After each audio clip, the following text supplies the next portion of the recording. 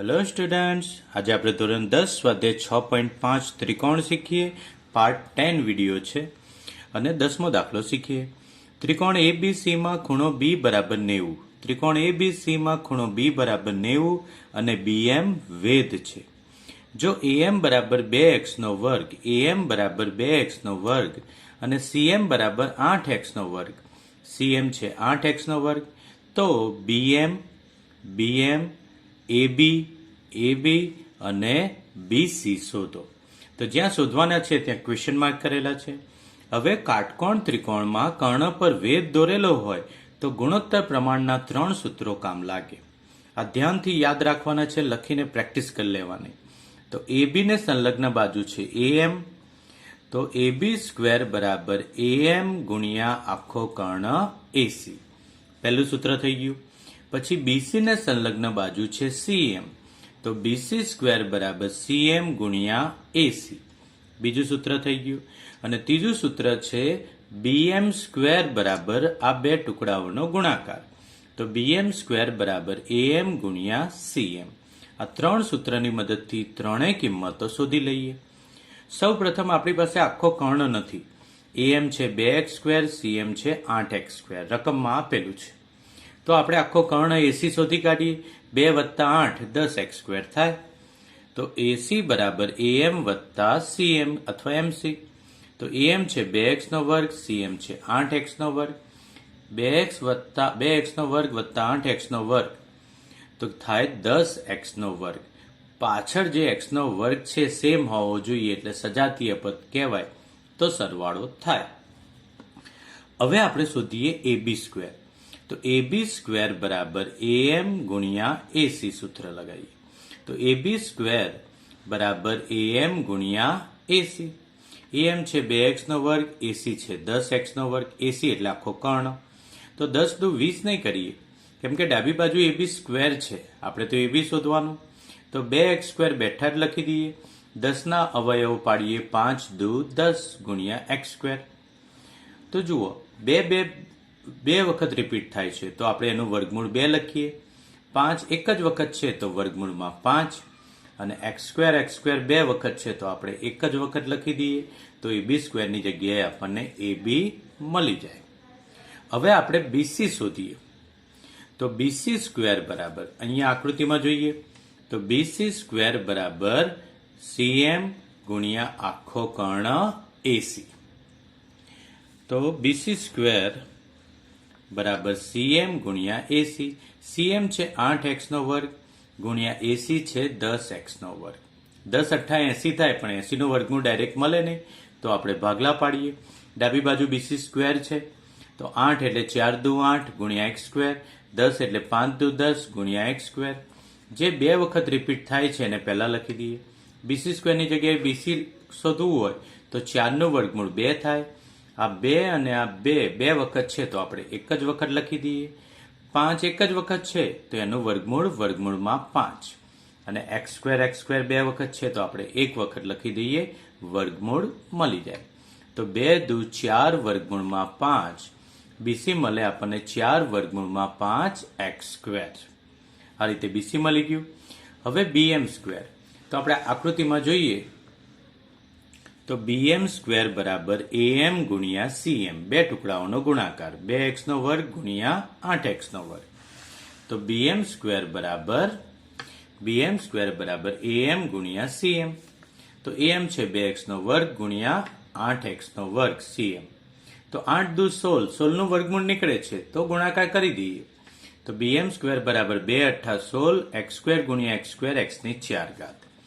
તો બીએમ શોધવું હોય તો બીએમ સ્ક્વેરનું વર્ગમૂળ બીએમ, 16 નું વર્ગમૂળ 4, x ની 4 ઘાતનું વર્ગમૂળ x². આ રીતે આપણે આન્સર મેળવી શકીએ. હવે આપણે દાખલા નંબર 11 જોઈએ. 3.6 મીટર ઊંચાઈએ દિવાલને અડકે એ રીતે નિસરણી ગોઠવેલી છે. એ રીતે ગોઠવેલી નિસરણીની લંબાઈ 6 મીટર છે.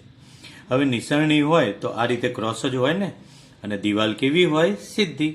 તો 3.6 મીટર ઊંચાઈએ દિવાલને અડકે એ રીતે 6 મીટર લંબાઈની નિસરણી ગોઠવેલી છે. તો નિસરણીનો નીચેનો છેડો એટલે સી દિવાલથી કેટલા મીટર દૂર હોય, દિવાલથી કેટલા મીટર દૂર હોય, આકૃતિ દોરીએ એટલે ખબર પડી જાય. આકૃતિમાં એ બી દિવાલ છે 3.6 મીટર અને એસી નિસરણી છે. નિસરણી આપણે લખી દીધું. આ જ એની થઈ ગઈ થિયરી. તો આપણે નિસરણીનો નીચેનો છેડો દિવાલથી કેટલે દૂર હોય એ શોધવા માટે સિમ્પલ પાયથાગોરસનો પ્રમેય લગાવીશું. ગણતરી કેવી રીતના થાય એ પણ બરાબર શીખીએ. કાટકોણ ત્રિકોણ એ બી સી માટે પાયથાગોરસનો પ્રમેય પ્રમાણે એવું લખવાની જરૂર નથી. આપણે 10મામાં આવી ગયા. કાટકોણ ત્રિકોણ એ બી સી માટે A B square plus BC square બરાબર કર્ણ AC square. AB square plus BC square કાટખૂણો બનાવતી બે બાજુના વર્ગોનો સરવાળો એને ડાબી બાજુ લીધો, કેમ કે એ બેમાંથી જ એક બાજુ શોધવાની છે. તો આપણે ડાબી બાજુ લઈએ તો ઇઝી પડે. કર્ણ એસી સ્ક્વેર જમણી બાજુ. કર્ણ હંમેશા એકલો હોય એક બાજુ. તો એ બી છે 3.6 નો વર્ગ. બીસી સ્ક્વેર શોધવાનો છે બરાબર એસી છે નિસરણીની લંબાઈ 6 નો વર્ગ. 3.6 નો વર્ગ 36 નો વર્ગ 1296 થાય. આપણે શોર્ટકટ શીખેલા છે, બેઝિક ઓફ મેથ્સમાં એનો વિડીયો છે. 3.6 એટલે 36 નો વર્ગ 1296 થાય. વચ્ચે પોઈન્ટ છે તો આપણે પોઈન્ટ મૂકી દઈએ 12.96 પ્લસ બીસી સ્ક્વેર બરાબર 6 નો વર્ગ 36. હવે બીસી સ્ક્વેર શોધવા છે તો 36 તો અહીંયા જ છે. 12.96 ને રાઈટ સાઈડ લઈ જઈએ તો -12.96. 36માંથી 12.96 બાદ કરવા છે તો મોઢે ક્યારેય નહીં કરવા. 36.00 -12.96. હવે જુઓ 0માંથી 6 ના જાય, 10માંથી 6 જાય તો 4, 9માંથી 9 જાય તો 0, 6 ની જગ્યાએ 5 કર્યા, 5માંથી 2 જાય તો 3, 3માંથી 1 જાય તો 2, 23.04 આવશે. શું આવશે? BC square. આપણે તો બીસી શોધવાનું છે. તો 23.04 નું વર્ગમૂળ શોધવું હોય, ડાયરેક્ટ આવડે નહીં, એટલા માટે આપણે થોડોક અંદાજ લગાવીએ કે વર્ગમૂળ ક્યાં આવી શકે. તો જુઓ 40 નો વર્ગ 1600 થાય. આપણી પાસે 2304 છે. 40 નો વર્ગ 1600 થાય અને 50 નો વર્ગ 2500 થાય. તો 1600 અને 2500 ની વચ્ચે 2304 આવે. હવે તમને 45 ના વર્ગની શોર્ટકટ આવડતી હોય તો ઇઝી પડી જાય. 5 નો વર્ગ 25 અને 4 પછી 5 આવે, 4 પંચા 20. તો 45 નો વર્ગ 2025 છે અને 50 નો વર્ગ 2500 છે. તો આપણા 2304 એ 2025 અને 2500 ની વચ્ચે છે. તો 45 નો વર્ગ અને 50 નો વર્ગ એ બેની વચ્ચે 46, 47, 48, 49 સંખ્યા આવે. તો દશકનો અંક 4 તો ફાઇનલ થઈ ગયો. એકમનો અંક કેટલો આવે? તો એકમના અંકમાં 6 નો વર્ગ 36, 3606 નથી. 7 નો વર્ગ 49, 4909 નથી એકમનો અંક. 8 નો વર્ગ 64, 6404 છે. જુઓ 2304 માં છેલ્લો અંક 4 છે. તો 48 નો વર્ગ આવે. તમે 48 નો વર્ગ કરો. 48 ના વર્ગની શોર્ટકટ છે, કોઈ પણ સંખ્યાનો વર્ગ કરવો હોય તો શોર્ટકટ છે, ફરીવાર જોઈ લઈએ. 8 નો વર્ગ 64, 4 નો વર્ગ 16. આ રીતે બે સંખ્યા લખી દઈએ. 8 નો વર્ગ 64, 4 નો વર્ગ 16. પછી શું કરવાનું? 8 ચોક 32. 32 ના ડબલ કરીએ એટલે 64 આવે. 64, 64 લખી દઈએ તો 4 ના 4, 6 ને 4 10 0, વધી પડી 1, 6 ને 6 12 ને 1 13 3, વધી 1, 1 વત્તા 1 2. તો આપણને 2304 મળી જાય. તો આપણે ફાઇનલ થઈ ગયું કે 2304 નું વર્ગમૂળ 448 છે. હવે વચ્ચે પોઈન્ટ છે એટલે આપણે પોઈન્ટ લખી દઈએ 4.8 મીટર. આ રીતે વર્ગમૂળ શોધી શકાય. તમે થોડીક પ્રેક્ટિસ કરો તો બહુ ફાસ્ટ વર્ગમૂળ મળી જાય. માટે નિસરણીનો નીચેનો છેડો દિવાલથી 4.8 મીટર દૂર હોય. હવે આપણે 12મો દાખલો જોઈએ. ત્રિકોણ PQRમાં ખૂણો P બરાબર ખૂણો Q વત્તા ખૂણો R.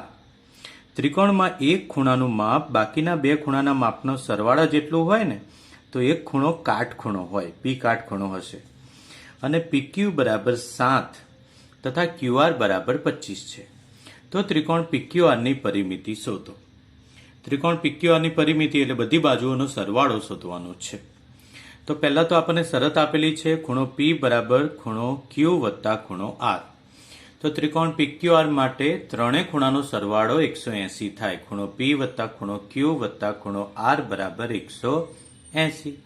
હવે જે આપણી પાસે Q વત્તા R બરાબર P છે તો અહીંયા Q પ્લસ R ની જગ્યાએ આપણે P લખી દઈએ. તો ખૂણો P વત્તા ખૂણો P બરાબર 180. ખૂણો P બે વખત છે એટલે બે ખૂણો P બરાબર 180. બે જાય છેદમાં 180 ના છેદમાં તો 180 ભાગ્યા 2 એટલે ખૂણો P બરાબર 90. કાટખૂણો આવી ગયો ને. તો MCQ હોય તો આપણે શોર્ટકટમાં સમજી લઈએ. એક ખૂણાનું માપ બાકીના બે ખૂણાના સરવાળા જેટલું હોય તો પ્રથમ ખૂણો કાટખૂણો હોય. દાખલો છે 2 માર્ક્સનો એટલે આપણે ગણતરી કરવી પડે. તો ત્રિકોણ PQR માં ખૂણો P કાટખૂણો છે. QR કોઈ પણ જગ્યાએ લખી દઈએ કાટખૂણો ત્રિકોણમાં. તો PQR ત્રિકોણ છે જેમાં PQ બરાબર 7 આપેલા છે અને QR છે 25 રકમમાં આપેલું છે. તો પાયથાગોરસ લઈએ તો આપણને PR મળી જાય અને ત્રણેય બાજુઓનો સરવાળો થઈ જાય. પાયથાગોરસ ત્રિપુટી યાદ રાખતા હોય તો આ 7 હોય તો 7, 24 અને 25 તો ડાયરેક્ટ જ આપણને મળી જાય ખાલી જગ્યા MCQ હોય તો. તો કાટકોણ ત્રિકોણ PQR માટે કાટખૂણો બનાવતી બે બાજુના વર્ગોનો સરવાળો બરાબર કર્ણનો વર્ગ. કાટખૂણો બનાવતી એક બાજુ છે PR² પ્લસ બીજી બાજુ PQ² બરાબર કર્ણ QR² અથવા RQ². બંને એક જ બાજુ થાય કર્ણ. તો PR² આપણે શોધવાનું છે. PQ છે 7, 7 નો વર્ગ બરાબર RQ છે 25, કર્ણ 25 છે 25 નો વર્ગ. તો PR² બરાબર 7 નો વર્ગ 49, 25 નો વર્ગ થાય 625. 49 રાઈટ સાઈડ જાય તો માઇનસ થઈ જાય અને PR² બરાબર 625 માંથી 49 જાય તો 576 બચે. તો PR બરાબર 576 નું વર્ગમૂળ 24 એકમ થાય. કઈ માપ સેન્ટીમીટર કે મીટર આપ્યું ના હોય તો આપણે એકમ લખી શકીએ. હવે આપણે ત્રિકોણ PQR ની પરિમિતિ શોધવાની છે. ત્રિકોણ PQR ની પરિમિતિ માપ થઈ ગયા 7, 24, 25. તો PQ વત્તા QR વત્તા PR ત્રણેય માપનો સરવાળો કરીએ તો આપણને 56 એકમ મળે ત્રિકોણ PQR ની પરિમિતિ. હવે આપણે 13મો દાખલો જોઈશું. 13મો દાખલો છે એક ચોરસના વિકર્ણની લંબાઈ 8 છે. એક ચોરસના વિકર્ણની લંબાઈ 8 છે તો તેની બાજુની લંબાઈ શોધો. ચોરસ છે, ચોરસની બધી બાજુ સરખી હોય અને બધા ખૂણા કાટખૂણા હોય એ આપણને ખબર છે અને ચોરસના વિકર્ણો પણ સરખા હોય અને કાટખૂણે દુભાગે. હવે આપણને ચોરસની વિકર્ણની લંબાઈ 8 આપેલી છે તો તેની બાજુની લંબાઈ શોધવાની છે. શોર્ટકટ કરવી હોય તો 8 ના અડધા 4 થાય. 4 ગુણ્યા વર્ગમૂળમાં 2 એટલે બાજુની લંબાઈ 4 વર્ગમૂળમાં 2 આવે. કેમ કે કાટકોણ ચોરસની અંદર આ બંને બાજુ સરખી છે એટલે સમદ્વિ બાજુ કાટકોણ ત્રિકોણમાં કર્ણની લંબાઈ ને વર્ગમૂળમાં 2 વડે ભાગી દો તો બાજુ મળી જાય. એટલે બાજુ 8 ના અડધા 4 ગુણ્યા વર્ગમૂળમાં 2 આટલો જવાબ મળે. આપણે ગણતરી કરીને ચેક કરીએ જો દાખલો પૂછાય તો. શોર્ટકટ હોય MCQ તો આ રીતે ડાયરેક્ટ લખી શકીએ. તો કાટકોણ ત્રિકોણ ABC માટે AB² પ્લસ BC² બરાબર કર્ણ AC². પાયથાગોરસ પ્રમેય. AB આપણી પાસે નથી, BC પણ નથી, પણ BC ની જગ્યાએ આપણે AB લખી દઈએ કેમ કે ચોરસની બધી બાજુઓ તો સરખી જ હોય.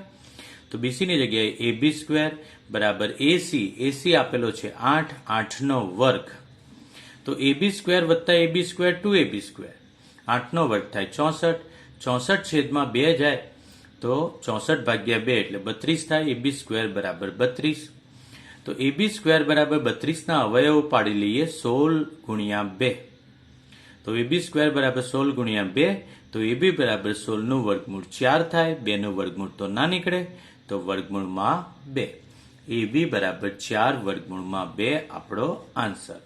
અને આપણે શોર્ટકટમાં પણ જોયું ને, જો સમદ્વિ બાજુ કાટકોણ ત્રિકોણ હોય, બે બાજુ સરખી અને એમાં કર્ણનું માપ આપેલું હોય તો બાજુનું માપ શોધવા માટે કર્ણના અડધા કરી દેવાના અને વર્ગમૂળમાં 2 વડે ગુણી દઈએ તો ડાયરેક્ટ બાજુ મળી જાય.